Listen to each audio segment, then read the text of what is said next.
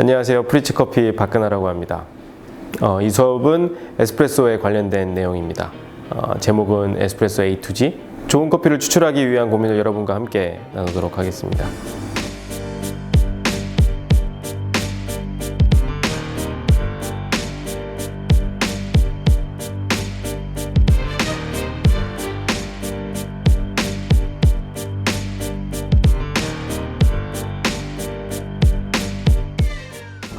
우리가 보통 커피를 추출한다고 하면 커피를 얼마나 사용할 것인지를, 이 커피를 얼마나 많이 추출할 것인지, 그리고 이 시간을 얼마나 걸리게 할 건지를 봐요.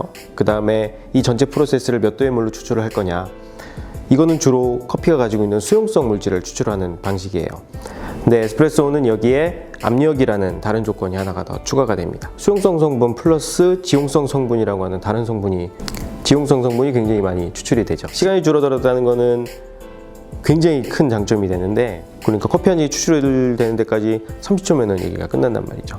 이 프로세스는 굉장히 경제적인 방식이 돼요. 그러니까 커피 산업이 이때부터 굉장히 빠른 속도로 커지게 됐고, 머신은 사실 바리스타가 알아야 되는 굉장히 중요한 파트 중에 하나예요. 히트 앤 익스체인저라고 하는 형태의 머신인데, 이거는 하나의 보일러로 커피를 추출하기도 하고 스티밍도 하고 뜨거운 물도 받고 이렇게 하는 거예요. 이 머신은 아주 일정하게 높은 데서 조금씩 떨어지는 형태의 추출 그래프를 나타냅니다. 높은 온도의 물이 커피에 닿는다는 얘기가 되죠. 그러니까 이러면 커피가 가지고 있는 이산화탄소는 더 격렬하게 발생을 할 수 있어요. 두 개의 보일러죠. 하나는 이제 스티밍하고 뜨거운 물 나오는 거 담당, 그리고 또 하나는 추출 담당. 근데 이제 라마르조코라든가 뭐 이런 회사들이 주로 이런 보일러 구조를 가지고 있죠. 뭐 그룹 패드마다 보일러 따로따로, 그 다음에 메인 보일러 따로, 이렇게 해서 여러 개의 보일러를 한 머신에 이제 집어넣는 경우가 있죠. 그 다음으로 이제 인퓨전에 대한 얘기를 해드릴게요. 그러니까 커피하고 물하고 다 만나서 다 채워놓고, 그 다음에 압력을 줬을 때 여기서 발생할 수 있는 일종의 채널링이라든가 이런 효과들을 최소화할 수 있어요. 압력은 주로 지용성 성분이 담당한다고 볼 수 있고, 물 온도는 수용성 성분이 담당한다고 볼 수 있죠. 펌프에서 그룹 헤드까지 물이 도달하는 데 중간에 조그만 방 하나를 만들어 놓은 거예요. 그래서 이 방 안에 물이 다 차기 전까지는 실제 압력이 그룹 헤드에 전달되지 않게끔 한 거죠. 그래서 그룹 헤드에 전달되는 압력을 지연시킴으로써 사전 주입의 효과를 만들어냈죠. 펌프에서부터 그룹 헤드까지 가는 길에 얘는 관이 중간에 살짝 좁아지는 거예요. 작으면 작을수록 이제 압력이 도달하는 타이밍은 늦어지겠죠. 중간에 그룹 헤드 바로 직전에 물관이 좁아졌다 넓어졌다 이렇게 조정을 해요. 그래서 물량을 조절해서 여기에 도달하는 압력을 결정하는 형태. 그라인더에 대한 얘기를 해드리도록 할게요. 그라인더는 주로 날에 의한 구분을 해요. 그러니까 플랫 날을 가지고 있는 그라인더가 있고, 코니컬이라고 하는 약간 원추형에 가까운, 플랫 그라인더는 코니컬 그라인더에 비해서 상대적으로 높은 RPM을 가지고 있어요. 대략 플랫 그라인더가 한 1400 RPM 내외 이렇게 되고, 코니컬 그라인더는 뭐 450에서 500 이 정도 RPM 이렇게 얘기를 하죠. 동일한 시간 그라인딩을 쭉 했다고 하면은 플랫 그라인더가 훨씬 더 많이 뜨거워지게 되죠. 어느 정도의 히팅은 필요해요.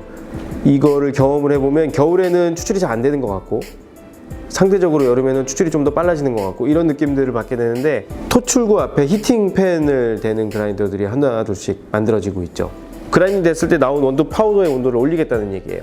그라인딩 된 원두가 포토필터로 떨어지기 전에 이 오는 과정에 있는 방을 얘기하는 거예요. 그러니까 날의 크기와 챔버의 크기는 비례할 수밖에 없습니다. 짧은 시간에 굉장히 타이트한 매출을 만들어내는 매장 같은 경우는 그라인더의 날이 굉장히 큰 거를 사용을 하셔야 됩니다.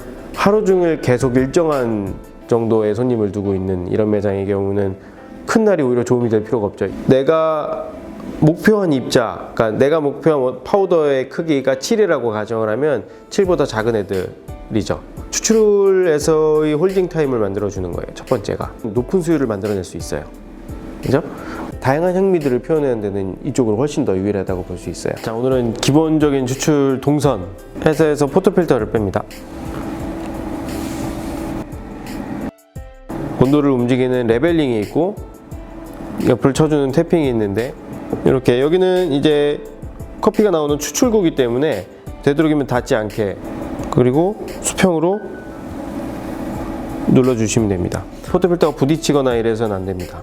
네, 부딪히게 됐을 때는 채널링이 날 확률이 높죠.